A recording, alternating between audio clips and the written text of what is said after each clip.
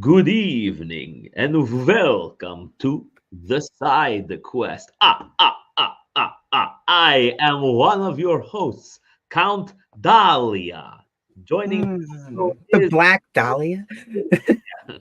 Count JJ. How's it going, JJ? I was doing okay, then this happened. And then this being the podcast that happened. Well, I do hope you're having an awesome day. It is a wonderful what day is it? Wednesday? Wednesday. It is Wednesday. It's Wednesday.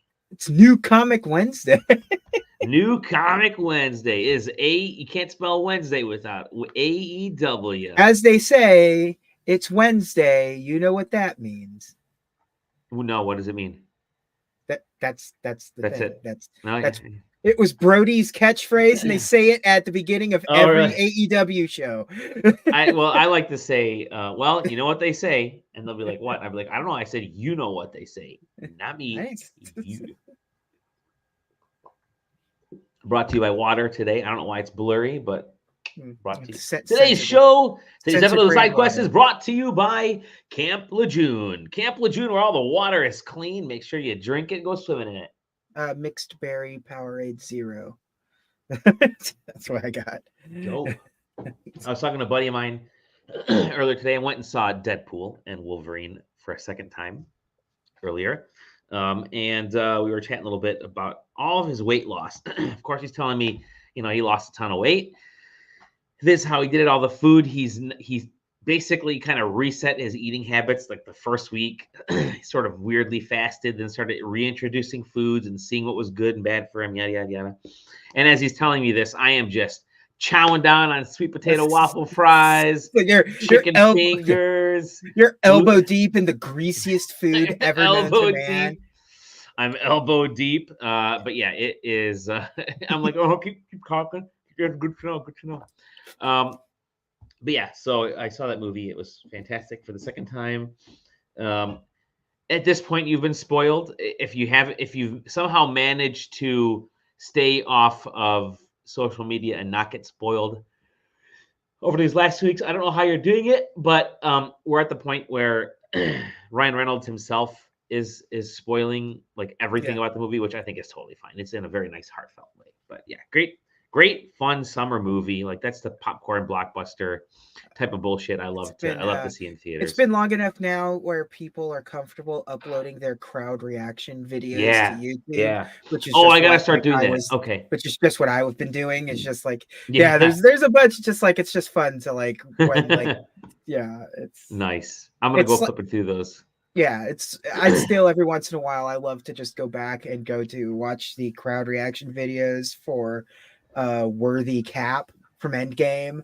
Oh God, that's still people losing their minds. I think it might be my favorite movie pop culture moment. Yeah, me too.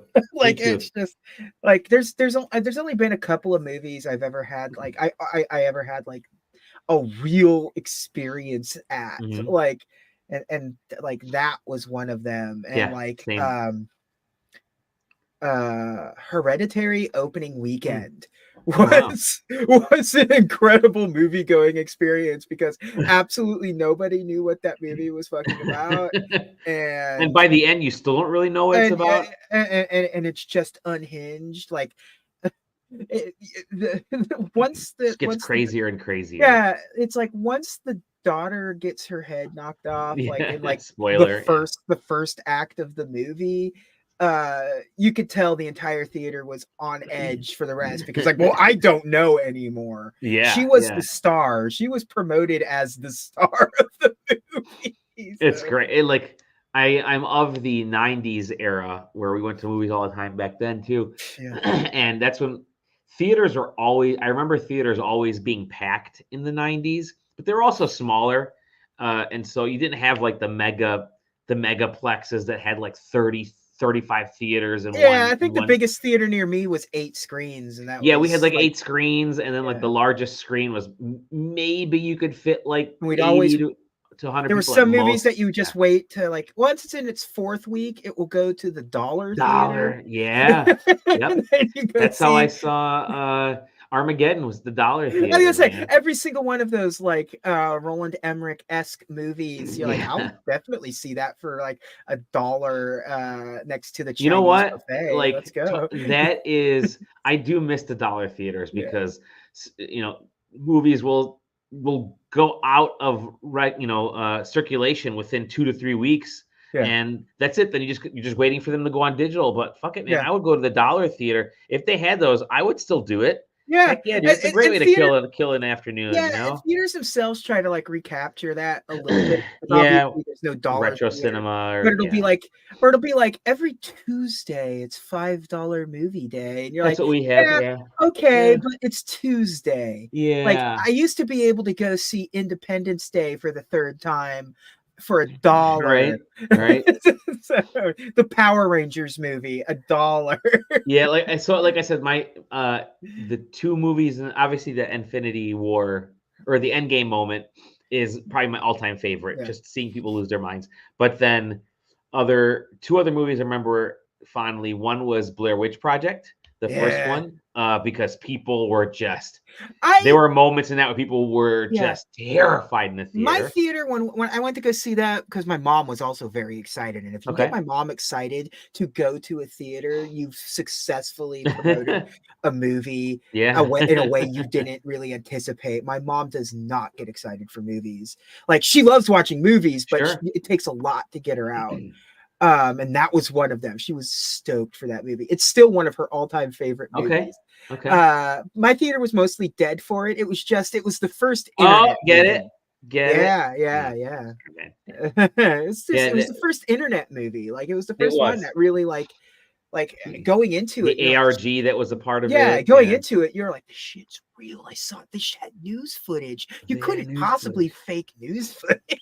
Just brilliant. And then so it was that, but then years before then was I'd never had this reaction before.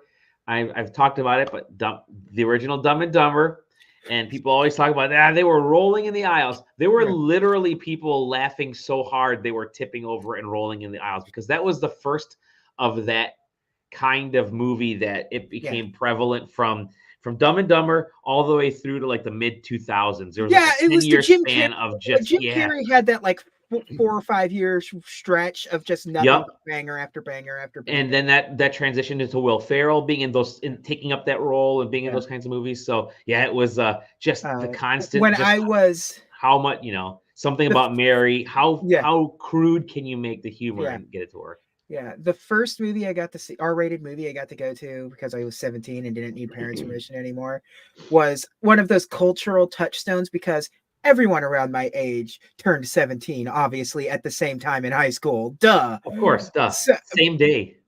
Yeah, almost. So we were all packed opening night to see the first Jackass movie in theaters. So as you can imagine, a bunch of 17-year-old high school dudes packed into one theater to watch a bunch of guys just get their junk decimated. We were losing it. That was fun. That was a great. To quote Deadpool, a lot of smash debating at that. Yeah. I will never forget. And there's just a tiny story to go with this, but I swear it's not long. I swear this time. It's already been long. Go ahead. Yeah. me and my friend were going to go see Return of the King, but it was sold out. So we decided, because opening that weekend. No, here's what it was. We went to go see Return of the King instead. Never mind. Okay. We went because it was opening weekend for Passion of the Christ. We don't give a shit. We're not religious, but we're movie guys. We've always been movie guys. Sure. So it was like, that's a big movie. That is a massive movie that like is going to make $1 billion. It's sort of like a cultural film. It's got to be one of those things that's going to be in books and stuff. So we had to go see it, and it was sold out the first day. So we went to go see Return of the King. We went back the next day to see it, and that was an experience. Not from the movie. The only reason I remember anything from the movie is because I know what's in the Bible. Like, I may not remember the movie itself, but I can remember like what happened in it. But I just remember like the people so in the theater were absolutely just like devastated throughout the movie. There was a woman behind us absolutely bawling her eyes out when Jesus was getting hit with the cat of nine tails or whatever. Like it's like ugly crying. It was wild. It was a wild movie experience. I didn't see it in the theater, but looking back now, I'm like, I would have loved to check that movie, like to just for the reaction of other people. And then the sort of opposite one, and then we'll get into gaming stuff. Also, Deadpool and Wolverine finally beat Passion of the Christ as the highest grossing. There you go. And Jesus gets beat again by Marvel Jesus this time. But no, it was what was the sniper movie that Bradley Cooper played the role of, like American Sniper. Duh. Yeah, let's say the American Sniper. What was that American Sniper movie? But that movie ends with the dude basically committing suicide. Yeah. Or no, was it? I forget. He getting killed. Getting killed at the gun range. Yes, but he was helping somebody train. But it was sort of the opposite in that everybody was because we all knew the story, but it was done actually fairly well. Like you actually started to really feel for the dude and his downfall, and his inner turmoil. But then when the movie ended, like, I had never heard a theater that quiet. Just so quiet. Everybody just feeling that gut punch, and we're all kind of standing up and walking out and looking at each other. Like that was heavy. But you know what? What's not heavy is video games. Video games are not heavy, and that's why we're going to talk about video games. The PlayStation 3 was pretty heavy. Yeah, PlayStation 3 was massive. But so we're only going to talk about good things, and I will. Why don't I just get I'm getting charges left and right. It's the good things can start with good times, and one good time that's coming up here in less than a month is PAX West. So as I've been mentioning, check out our ultimate PAX West party list. Here's a hint. I've got to add 2 more events tonight because 2 more were announced. So let's get going. Rocking. PAX West party list. SideQuesting's ultimate PAX West party list. We do it because we love to do it, and also it gives us a ton of views. The SEO is through the roof, people. SEO is through the roof. You can see there's a bunch already. If you're in the Discord, people are like, well, there's no events announced. I wish there were more announced. I'm like, bro, there are 1, 2. There's shit happening every day, and Saturday's only gonna get bigger. I'm surprised there's so much on Sunday. Sunday kind of tripped me out. It's usually the quiet day. It really is, yeah. but it's especially that way at East because East doesn't go through to Monday. Right. West is Friday, Saturday, Sunday, Monday, whereas East is Thursday, Friday, Saturday, Sunday. But yeah, you can check out all the different events here and make your selections and head out and support developers, support indies, support students. Support the Polish folks. They definitely need it. If you want to eat good, go to the Polish. Invite only, but you can get on their list, and then maybe they'll invite you. But yeah, check out our list, party list, the PAX West party list. JJ will be at all the events representing SideQuest. Yeah, all of them. I'm gonna be at every party. That's which reminds me, I got to get you that freaking. I got to design the award. But yeah, so good times. Just buy like 5 of those generic blue ribbons from hobby shops. That's the way. That's a great idea. And duct tape. But as we said, good times lead to good news, and that's why we're gonna start with some. We're gonna start with some good news, and that is that Warner Brothers looking to sell a stake in its game. That's not. Yeah, Jesus Christ. But this news came out yesterday or late last night, early today. As usual, David Zaslav, whatever his name is, just the Dorcas Malorcas in charge of Warner Brothers Discovery, is like, you know what? I want to continue making bad choices and bad decisions. So let's get rid of some of our gaming business. To be honest, if they're looking to sell their stake in some of these, it might be the best thing that happens to these companies. It's funny too because they need to take a Disney approach with some of these. Like, just have other studios make DC games, like how Marvel does. Disney doesn't do in-house development anymore. It's other people. You have you have different studios making different Marvel games and stuff, and EA kind of had the Star Wars thing on lockdown for a bit, but Mhm. that's kind of going down. But yeah, No, and like it just Mortal Kombat probably needs to go independent again. again, yeah, Mortal Yeah. Kombat needs to go independent. The Lego stuff needs to go independent. Like let Lego. They're already doing Lego Horizon Adventures. That's not related to these Yeah, and it's not folks at related to all. the traditional, like what you would CP consider a games or traditional Lego Traveler's game. Yeah, the Tale. Yeah. Traveler's Tale games. It's So more closely related to like I don't know what. Like I'm trying to think of the other yeah. Lego shit that they did, but like I don't know if you played 2K Drive. I did. I did play a little bit. That's Yeah. kind of it may not be a fun game, but the tech that's in that It game is. is It's really good tech. ridiculous. Yeah, and they have that 2K. 2K is doing that Lego soccer game, which they still haven't formally announced, but it's the next soccer game. Yeah. Um, but yeah, so they're We looking to need get to. rid I of some just of need this to stuff. have like that picture from "It's Always Sunny in Philadelphia," where I'm getting real sick of this dude. Yeah, It's just Zaslav on the phone. yeah. Just, So they go from having the top selling game of 2023 with Harry Potter, Harry Potter, yeah. and then to having the biggest failure with Suicide Squad. It's like you really can. I don't know It's how you sad juggle when both of those. it's sad when you can see that like even the studio that made it is just like trying like we can't disown it, but we don't Yeah, like it. yeah, We don't like it either, people. right. Like it's They like haven't done anything with Batman or Superman or anything really DC set. Like supposedly that Wonder Woman game is still being worked on. I don't know. That's yeah, who been knows missing in what but that's action. not even like but at least that's being developed by a like a Yeah, that's not Warner. Avalanche, right? No, it was now I have to look it up because I thought it was somebody bigger than that. It is developed by some Monolith. It's Monolith. Monolith. Yeah, I was gonna Yeah, say it's bigger than Monolith, yeah. yeah, yeah. Which I mean that'd be a sick ass game, but I don't That think it's would be. ever Well, coming we'll out. see. Yeah, And what else? Like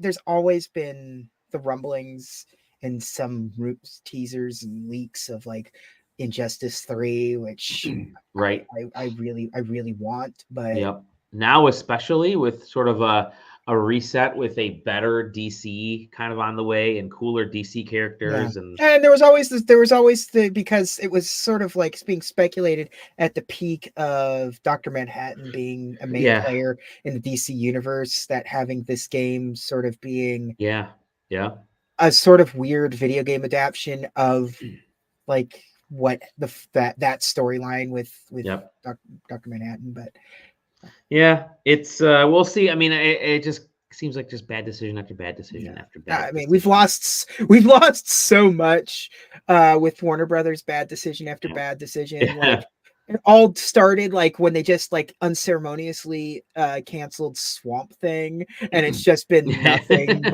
nothing but disappointment since. Right. So much stuff is just like ugh, ugh. Yeah. It's Well, Warner Brothers, man. It's one of the right, oldest movie studios in the country. right. And it's just they can't get their shit together because of one dude. One dude is just like literally. There are bad leaders and CEOs out there. We can name several very easily, but this guy is just his He's in a league of his own, man. Yeah, It's yep. because it's malicious. That's the It problem. really is. It really does Like feel. it's one Yeah, thing when it's like just like greed or stupidity, but this is just like malicious greed instead of right, generic greed. So I right. don't know, man. And then there's we are gonna move on to some good news, and that's good news, especially if you're Stefan, one of our Discord members, and that's there's a new Darksiders game in development. All right. So Darksiders, they didn't say if it's Darksiders 4, It's just a new Darksiders, yeah. Deforksiders. Hey, But yeah, there's a new Darksiders game. I hope it's Darksiders Genesis 2. Yeah. Which whatever. I mean Darksiders card. Mix from up. your lips to God's ears. Darksiders. It says be Genesis 2. prepared to ride again. So you're obviously Yeah. in some sort of cart. So it's a racing game. It's Dark Riders. Dark. Oh, dude. Oh, yeah, you should trademark that. Anyways, THQ Nordic had their. I don't remember anything that was mentioned at that thing, and I watched Epic the entire Mickey. thing. Epic Mickey was apparently a part of it too. But yeah, we kind of watched that whole thing, and it was on in the background, and it's like a weird time of day and on a Friday. Yeah, it's like it was like 8 o'clock in the morning my time or some shit. I can't remember. No, well, 11 o'clock. It was 3 o'clock my time, 11 o'clock your 11 o'clock my time. Yeah, it's basically a Friday at like 8 for the majority of folks. Which you want to, if you're gonna drop this, you can do it like a Thursday, like a Wednesday or Thursday when people are still home. But anyways, a new Darksiders game. I liked what I played of the other Darksiders games. If you like Zelda-ish games with a lot of biblical and other demons and stuff, then this is the series for you. It is something that I'm sure folks will be interested in. It's just kind of cool to see some of these IPs bubbling back up. I just hope they don't screw this up like companies want to do lately with Saints Row. We were all excited Saints Row is coming back, and then they flub it, and it's not a horrible game by any means, but they flubbed it, and then that means they're never making another Saints Row game again. Yeah, it's Saints Row. So hey, whatever. It was what I had fun playing Saints Row, but it was one of the worst written games I've ever played. Yeah. Oh, that's right. They announced Gothic. That's right. Gothic, and for me personally, Wreckfest 2. Oh, Wreckfest 2. Yeah, there you go. I put hundreds of hours into Wreckfest Prime. That game's cool. I don't care. I like the flat out games, and these are just this bugbear. The flat out games are good. They moved on from flat out and did their own thing, and I remember it was originally called Another Car Game, right and then it became Wreckfest, and now we're getting Wreckfest 2. Let's go. I'm ready. And the first Switch 2 game has been announced. Yeah. Just kidding. Star Wars Jedi Survivor is coming out for PS4 and Xbox One September 17th. Yes, this game came out. Was it earlier this year? Last year. It was last year. That's last year. Last year. Yes, that game came out last year. One of my games of the year, 2023. Yeah. And we had heard it's coming out for previous gen consoles. We're like, why? Yeah. Because Xbox is moving on past the Xbox Series. Yeah. PlayStation 5 has finally let go of PS4. Yeah. The new consoles, they're selling. They're still on the same clip as the previous gen. So why wouldn't you just shift over? I don't know who's going to buy this, but, it just leads me to believe that the original Switch 2 timing was going to be at some point this year, and that didn't happen. I think this game is still a launch game for the Switch 2, launch year for the Switch 2, because here it is. This is the tech that we heard has been rumored, I should say, is going to be in the Switch 2. This level of tech, the PS4 Pro type of stuff, Xbox One. And so if you can make a game run on those, you can make it run on this, whatever the Switch successor is. And why not let it be Star Wars? Because there's a new Star Wars game coming out, but not from EA. It's from Ubisoft. Yeah. So, yeah. I mean, hey, whatever. You like this game? I both of the Jedi games I think are phenomenal storytelling, third person action. A lot of people try to correlate them with like Dark Souls-esque, and I get but that's just like the world we live in, where if it has a parry and a roll, it's a Souls-like. Sure. But like it's Star Wars, man. You can even turn that shit down, so like the parry windows wider and stuff. It's like, who cares? It's not really Souls-like. If you hear the phrase Souls-like and that puts you off, don't worry, it's not. It's not. And then the final bit of news that I thought Pokemon Dungeon coming to the that's pretty. That's tomorrow night, right? I think so. Yeah. Similar, and that's another dungeon you can be in, which is a gambling dungeon. Balatro has 2 million units sold, which is pretty cool. So you mentioned your game of the year last year. This is my game of the year this year. It's gonna be still very hard to topple it. I'm we're arm in arm. Arms are linked in this one so far. This game is like not only is it just phenomenal comfort food, like you can play Balatro in between any type of game out there. You could be playing like a hardcore shooter and play the Balatro. You could play an RPG. I almost said softcore. You can play an RPG and Balatro. You can play a cozy game and then Balatro. It fits. And then You can play also hardcore pornography. hardcore pornography.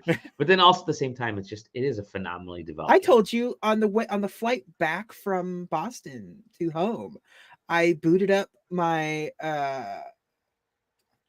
my deck and just shame on you for saying that out loud. And just played it the entire flight. I didn't even deck the whole. I didn't actually. I think it was the Ally. I think I brought the Ally this year instead of the Steam.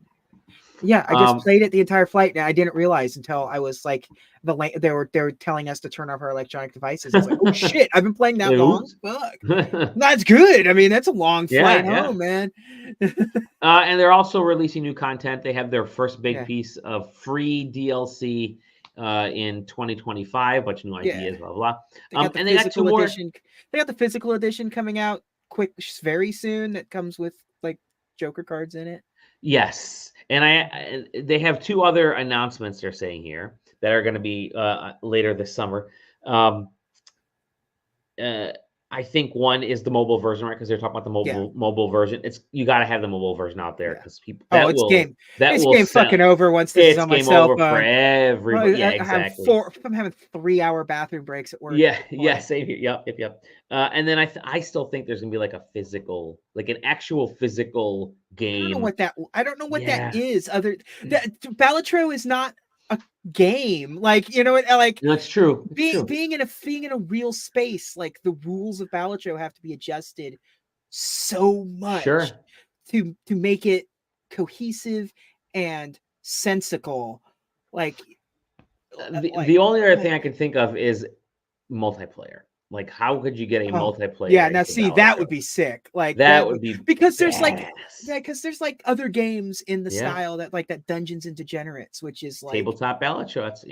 Which has figured out how to turn the Balatro style into like I was gonna say PvP, but not. It's like versus an AI. Like you're fighting somebody.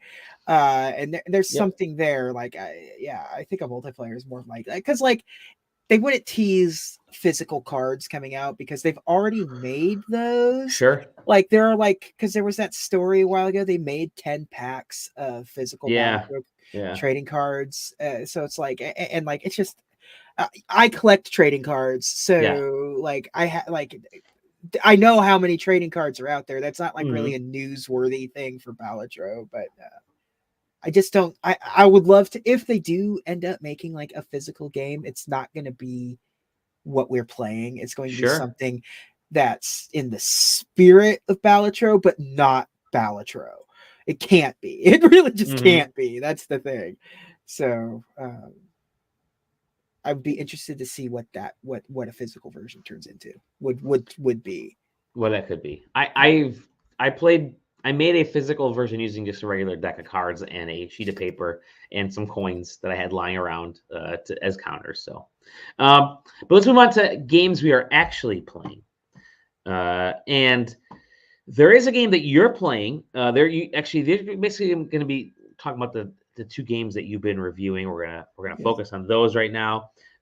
We talked about one Star Wars game already. We're going to talk about another Star Wars game. And let's see if I could share my screen here. So you've been playing a classic. Yeah, I have. Star Wars. Star Wars. I'm stalling along with you here, man. No, go ahead. What's this classic Star Wars game, bud? Star Wars Bounty Hunter. We're going all the way back to the era of the PS2 and the GameCube. When this game initially came out, it's a third-person action IP Star Wars. This takes place before Attack of the Clones. It sort of gives you a backstory of Jango and what his adventures leading up to him being chosen for the clone program. This is a weird game from an era of IP games being in a bad place. Like since the NES, like IP games have just always been in a bad place. And that bled through until like honestly here. like totally, like IP games were like, for every one decent IP game, there were 15 just get it out on the market. Let's go. And Star Wars was no different. There was a lot for there. There's a lot of really good Star Wars games, and there's a lot of horseshit Star Wars games. Star Wars fighting games, man. Yeah, Star Wars Masters of Teräs Käsi, Yeah. which is the reason why I bought a PlayStation 1. I'm going to be honest. It was one of my first PlayStation 1 games. So I have fond memories of that game, but I'm also not an idiot. Like, it's the bad game that I love. I love that game, and it's bad. This isn't bad. This is just a very, very solid third-person action games that with Star Wars action on Star Wars settings with Star Wars characters. Like, even back in the day, like, this was a very solid game. This is one of our this is a top contender for like a perfect 7 panel. This is the remastered version by Asper. Okay, yeah. Asper's been doing pretty much all of the old Star Wars games being remastered by Asper. They did both Knights of the Old Republic games for the Switch, Force Unleashed for the Switch, and they did that Battlefront collection, and now we've got this. And I'm sure I'm missing a couple. I can't remember if they. I don't know. They did it. Night Dive, I think, did. Yeah, Night Dive did. Dark. Wait. That's right. Continue. Whatever. This one's not that. This one's Jango Fett, man. They fixed that didn't fix. They everything looks better. It looks good playing on systems now. It's not like, it still looks like this is based on the GameCube code, not the PS2 code. Which is the right call. The GameCube version played way better in terms of performance and visuals and lighting and stuff. And they fixed a lot. There's a couple of things they fixed. They give you a flashlight in this now. There's some dark spots in this. And if you can remember back in the day, running these games under 480i, running through dark spaces, if it was dark, you just couldn't see. You'd had to adjust the contrast of your TV if you wanted to see. But now they actually give you a flashlight that is just toggleable. And you get the origin of a lot of stuff. Like, you see how he gets his ship, the slave, what used to be the slave one. So what kind of game is this? Is it a shooter? Third person shooter. It's just a third person shooter. You can do bounties. You have bounty tools that you can because you have like a helmet scanner that you can scan for people to see if they have a bounty, and then you have like what's essentially a space bolo. You like tie them up and you can claim the bounty, and there's stuff that goes with that. It's just like, that's like completionist stuff. It's not necessary to in a lot of cases to complete the story, but and visually it's fine. Everything looks good. They've added some bump mapping to some of the assets, so they get some more depth to them and stuff. But for the most part, it just looks like high res assets on a GameCube game that we've seen this style of game before. I wish I got the PlayStation 5 version, because apparently they added DualSense support to the game, which does not come across on. I'm playing it on Steam, and even if you put in a DualSense controller, it doesn't recognize that stuff. But there's not a whole lot of improvements. They did add one very neat thing to it. There was sort of like an Easter egg in the original game, so to speak, where it hinted that if you caught all the bounties, you would unlock Boba Fett, which was not true. Boba Fett was not an unlockable character in the original, but in this game, if you beat it, you unlock a Boba Fett skin. So you can play through the game again as Boba Fett. I mean, not like you're still Jango, you're just wearing the Boba Fett armor. But that's neat. That is, righting a wrong of the past. But like, the game didn't really need a whole lot, because the game's been available. It's not like it hasn't been available. They re-released it on the PlayStation 4, just under like the PS2 Classics thing that they were doing and stuff. So like, I think I got a copy of it when I bought Battlefield or Battlefront Super Mega Edition, because I got the Darth Vader PS4 when that came out. And it came with like that, and it came with like a bundle of old Star Wars games where it came with like Super Star Wars, Bounty Hunter, Episode 3, and Race of Revenge, and Star Wars Starfighter. So it also kind of gives you a hint of what else kind of stuff. Maybe Star Wars Starfighter is next on that. I don't know. But yeah, no, this game was always good. This release didn't make it worse. It's just as good as it was. Okay. If you like the game, this is a great way to experience it again. Cool. If you've never played it before, it's well worth a play, especially if you're a Star Wars fan like me. It's like, it's Star Wars Legends material now. Sure. But like, there's not a lot of Jango Fett backstory. So headcanon wise, this fills in a lot of good gaps for the Jango character that you never really get to see. So cool. Yeah, no, I really like it. I've always liked this game. So it's nice that it just kind of gets a second shot for a modern, and making it completely accessible, because you know how it is playing some of these old games on PC. It can be it can be tricky to get things like feeling right, or like controls, like PlayStation 2 controllers have a different feel to them. Like if you go back to them, there's a different feel to like a PlayStation 2 controller to a PlayStation 4 or 5 controller, or an Xbox 360 controller, or even a Steam Deck. Well, and you're using this. You're playing on the Steam Deck on this. I'm playing on Steam Deck and on a PC. I play both. Yeah. Nice. Yeah, and no performance issues at all on the Steam Deck. I mean, it is a PlayStation 2 game. I would hope it's But yeah. You're also playing another game. Another game, a game I was very excited for. Yeah. So what is this, 12 years in the making kind of thing? Like it's been ages. You've been playing VOLGAR the Viking. VOLGAR the Viking 2, Part 2. Yeah, VOLGAR 2. Digital Eclipse, baby. VOLGAR is, for anyone that doesn't know, that was a really good like 360 Xbox Live Arcade era side-scrolling action adventure game where you're a Viking just fucking shit up, man. And it's brutal. It's a hard game, that old one. It was more about trial and error. So I'll say this about it. There gameplay wise, it's just refined version of the original one. They're not trying to reinvent the wheel with this game in any way, shape, or form. It's still hard as hell. It looks cool. It's as if the sequel was made back then. Yeah, it's as if this was like the next, like Summer of Arcade, like the year or two later kind of thing. When this came out or whatever. It's like you go around. It has.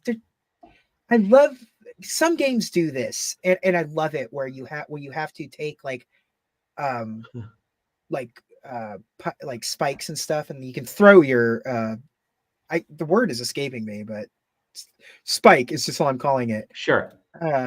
And it's a throwable weapon, but it also creates platforms, which is sick. So it lets you get to areas that you couldn't experience like without like, and in some cases, like you can like throw them a spear. That's the word, spear. Yeah. You could throw a spear into like the shield of an enemy, so you can use that. So you can like use an enemy to wire up and get stuff. And this game's brutal, man. I am not good at this game. I've been playing it a lot, and I feel like I haven't made any much headway at all in it, even though I have, obviously, which brings me to what is my biggest problem with this game. And it's a problem that they've kind of vaguely addressed, but they don't know if they can change it because it's kind of built into the systems of the game. So you know how in Mario, like the modern Mario games, where if you die too many times, they give you that invincibility box where you get like you can just fly and nothing can kill you. A very similar concept happens here with it's like undead mode. They don't explain it to you. There's no prompt that really like I mean they do it's not straightforward. If you die too many times in this game, it activates undead mode, which turns you invincible, except for like pitfalls and things like a Mario game, which is all well and dandy, except you cannot turn it off and you cannot say no. So once you activate it, once you've died too many times, it's just on. Oh wow! Until you delete your save file or beat the game. Oh really? And being in that like changes the ending. So wow, that kind of sucks. Like this game's supposed to be like it's the fact that it's not really this. There are ways to kind of circumvent that, but it's just like sure. For games like this, you just want to like get back in and do it. But it's like you die and it's like continue and you just say no and go back to the title screen and then you can like load the thing up again. Like it's just also visually, it kind of gives you a hint visually how close you are to it, because each time you're resurrected from a continue, VOLGAR looks shittier and shittier. Like he starts turning more and more into a zombie. Like his skin starts turning ashen. So it's basically like the Valkyries cannot resurrect you anymore. So now you're just the undead finishing your quest. Conceptually cool. I think it just needed to be more flexible. People have been complaining about it. If you read IGN's like Digital Eclipse posted all of the reviews for it, and it's like a bunch of 8s except for IGN, which was like a 6, and then they put in parentheses they did not like undead mode, and I agree. I do not like undead mode. Now for me, I'm bad at the game, so undead mode's like okay, like I get it, but like I would rather just kind of power through it and have it take me longer than make me play through the game invincible. And like I want that choice. I want to be able to make the choice if I want to skip this level or if I want to just cheese this level and get it done and over with. I want that taking that choice away from you does just feel like kind of it's a really good game. It's a solid 2D platforming brawler that feels straight out. It feels like a modern version of a Sega Genesis game, which is just how VOLGAR original felt. It's just like I wish they would have handled that better. But I really like the game. I think VOLGAR 2 is great. But if you go to their Twitter, you'll see if you go to the VOLGAR one, they addressed it. He says he's got to think some things over. He's not making any promises. I mean, nothing may come of it. Like that's just the game that he designed. He understands that people don't like it, but like at the end of the day, that is the game he designed, and that's what he wanted, and that's what we got. And I get it. Like, and again, conceptually, I understand it. Like, it's kind of a cool idea that, like, oh, you have exhausted the Valkyries' power. Like, you've died too much. Like, they just can't now. Like, there's not enough of you to bring back. So now, like I said, conceptually and storyline wise, that's cool. It's very cool. But I just, again, I'm sure there's a better way to handle it, but they didn't do it. They just went this route. It is what it is. I don't say it's a reason not to get the game. I wouldn't do what IGN did and like just absolutely rake it over the coals for it because for this,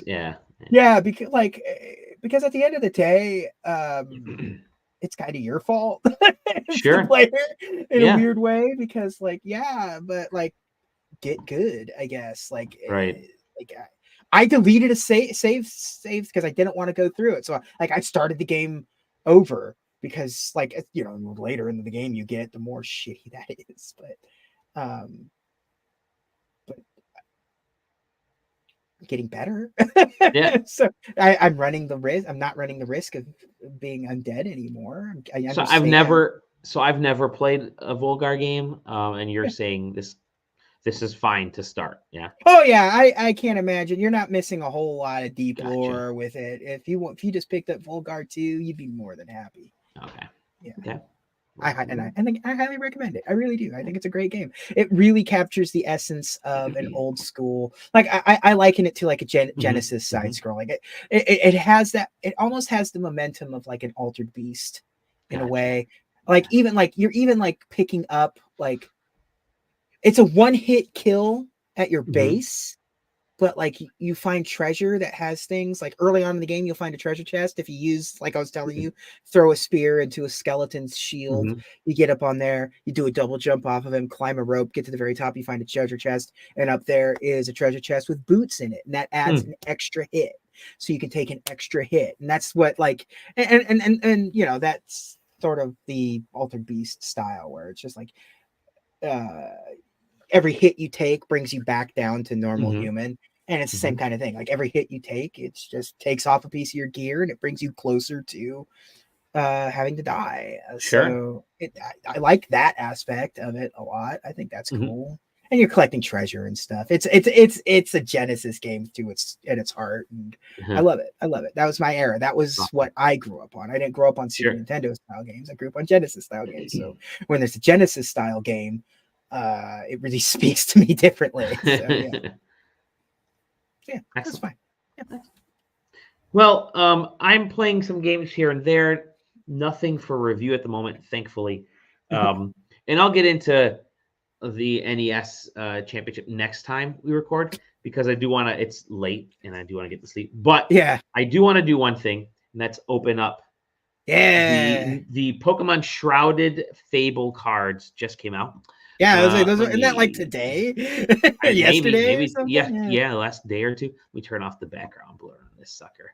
Yeah. So I'm like, you know what? Let's do an opening. So I bought the 3-pack from Best Buy because it ends up being cheaper if you buy this like 3-pack of cards, because you also get the Pecharunt card as well, which is kind of cool. You get the valueless promo card. Yeah, you get a valueless promo card. I always just buy the booster box. I just buy the booster boxes. They're like $20 and you get like 6 packs. And it's just like, I would. I have that for Temporal Forces. I'm staring at the booster box back there.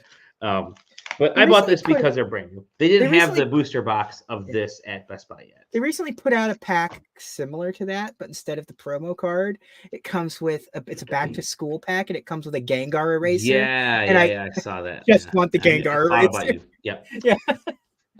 Anyway, Shrouded Fable. This has a monkey looking thing on the cover. This one. So let's crack this sucker open and see what cards we have. Now, do they still do that weird face down? This card is, the release order, is that still in here, or should I be worried about that? Should I care about that? I think it's just how I don't think you have to worry anymore. I think it's just the way they stopped doing the reverse thing. But so I don't know about this particular. First card is the code, or the Pokemon Live code thing. Yeah, there it is. I'll see if Zachy wants it. Okay. So that should be an energy. And so those next 2 cards should be the rares. Like it'll be like a reverse holo and a rare. So okay, there's your rare. Dusknoir. That'll be your rare, and the next one will be your reverse holo, probably. Very nice. Monkidori. Oh no, that's actually that one might be an art rare. I don't know. What's the code at the bottom say? Like what out of what? Like when it says 72 out of 072 out of 064, and it's got a star next to it. So yeah, it's a secret rare.